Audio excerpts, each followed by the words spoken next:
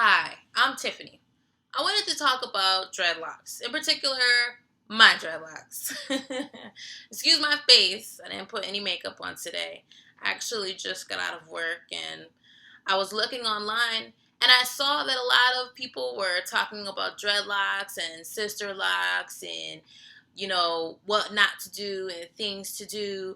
And I decided to weigh in because I think that I have an interesting perspective that a lot of people might want to know about. So these are braid locks. Some people confuse these with dreadlocks. With sister locks. They're not sister locks. These were started by braids. I started them 6 years ago. I have since then cut it a couple times. And every time, I had to, when I cut it would loosen up. I don't really know if I did things right. I know that I do have gaps. I know that I do have breakage. I know that a lot of my dreads are completely different sizes, but I'm sure people out there who are looking to do dreads, you would understand that I'm a lot further than I was before I got the dreads. They're not sister locks, and if you know about sister locks, you know the difference, but I would much rather have this than what I had. These I did myself. I used a latch hook, and sometimes I will alternate it with a nappy locks tool, which you can get for pretty cheap online. When I first started my hair out, I used the nappy locks tool a lot.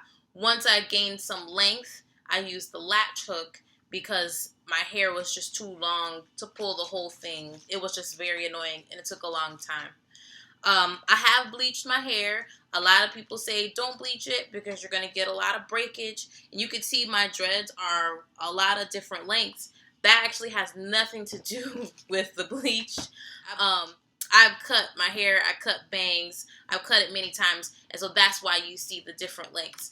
Because I was so scared of losing my length, I didn't color the ones on the bottom. That don't make no sense, right? So ones on the top, I would have a Jennifer Aniston going on, I guess.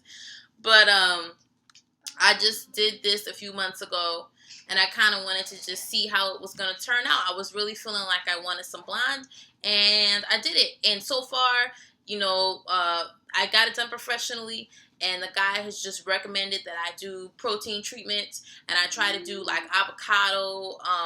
I actually the avocado, grind it up with like egg and with some other stuff. You look it up online. That's good for fortifying your hair. Let me inform you that it stinks, and it's gonna stink the whole time it's on your hair. Like even after you rinse it, you're gonna be like, "What is wrong?" But they say it's good for your hair, so whatever. But this is for all the people who are wondering, should I do it on my own? Is it going to be too time consuming? Is it going to look like sister locks? I'm not going to say that this looks like sister locks. But what I will say is that this looks like something that I'm happy with. It has a little bit of a wave to it because I tried to braid it last night. I'm going to try and curl it again. Let's see, what else can I tell you about it? Very easy to handle. Because I use the interlock tool, the latch hook tool, and I use the interlock method, I don't have to put any beeswax, any oils, or anything like that in my hair. I wash my hair as often or as little as I want to. I try to wash it often because I just feel like this just maintains, it just holds smells.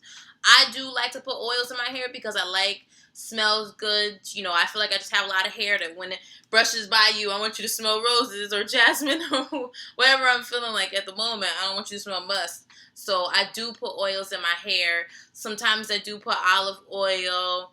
I've gone through so much with this hair. I've done apple cider vinegar rinses, soaks. I had the itchy scalp like in the beginning, and I was worried I was going to have to cut off my dreads. I've just been through crazy ups and downs, but I'm very, very happy with my finished result. And you can do micro locks on your own. And to use a latch hook is not terribly damaging. You just got to make sure that when you grab the base, you can look all this up online, but when you grab the base and you kind of, sometimes when I grab the base, I kind of like will twist it like this just to get any of the strays to stick in. And now at this point, my hair is so long, I do want to find somebody that does interlocking just so they can groom my hair about once a month. But for all of this time, I've done my hair myself. I've even bleached it myself, but I don't recommend that. I'll just let you know so you can see. This, I bleached by myself probably like 4 or 5 times. I did that. This, I got it done professionally once. See the difference? You could do it on your own, but it's just going to be like more consistent, and you're going to get a better look of what you want if you go and get it professionally done. And it's worth it just to save your locks so you don't damage it. I just didn't care about damaging my locks because my hair just keeps coming out of everywhere. It just got hair all over the place. But yeah, so you could see this has been 6 years. I started them literally as braids. You know how like people get those micro braids, you know, you put the weave in? I just micro braided my own hair. Very, very small. In the size, they told me that you want the part. Don't worry about the actual braid, but you want the part to be the size of your dread. So I just had in mind what size dreads I wanted, and I made sure that my part was that size. And the only problem I have now is that I don't really have a consistent, the line, like my parting. It's not consistent at all. If you get Sisterlocks, you're going to get dead consistent parting. You're going to be able to split it and then, you know, just part it, and your hair is going to look great.